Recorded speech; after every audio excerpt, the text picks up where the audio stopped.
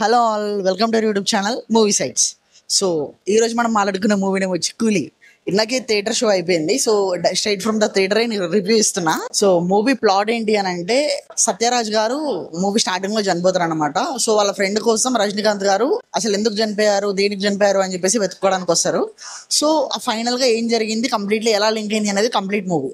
And it's not the part of LCU, ముందే చెప్తున్నా. And movie overall గా performance wise గా మాట్లాడుకుంటే శోభిన్ గారు చాలా బాగా చేశారు. ఉపేంద్ర గారు చాలా తక్కువ, తనకి తక్కువ రోల్ ఉంది, స్పేస్ అందరు మనల్నే చూస్తారు.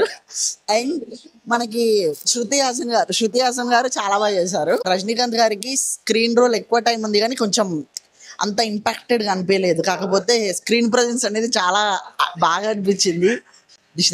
ఫిరోజ్ నాకు అది పడి బట్ ఓకే. ఓవరాల్ గా మూవీ చూసాక నాకు ఎలా అనిపించిందో చెప్పాలంటే, బ్యాక్గ్రౌండ్ వాజ్ డీసెంట్. సాంగ్స్ అందరికి తెలుగు డబ్బింగ్ సాంగ్స్ అన్ని బాగానే ఉన్నాయి, మరి అంత లాగే అనిపించలేదు. ఫైనల్ గా మూవీ ఎలా ఉందో చెప్పాలి అని అంటే, నేను ఎక్స్పెక్ట్ చేసినంత అయితే అనిపించలేదు నాకు. ఎందుకు అంటే ఎల్సీయూ అని చెప్పారు, ఓన్లీ స్టాండ్ అలోన్ ఫిల్మ్ అని చెప్పారు, కానీ మూవీ అంతా చూసిన తర్వాత మనకు అంత కంప్లీట్ సాటిస్ఫాక్షన్ అయితే నాకు అనిపించలేదు. ఓకే, ఇట్ వాస్ డీసెంట్ అని చెప్తా కానీ మరీ అంత బాగుందని అయితే నేను చెప్పలేను.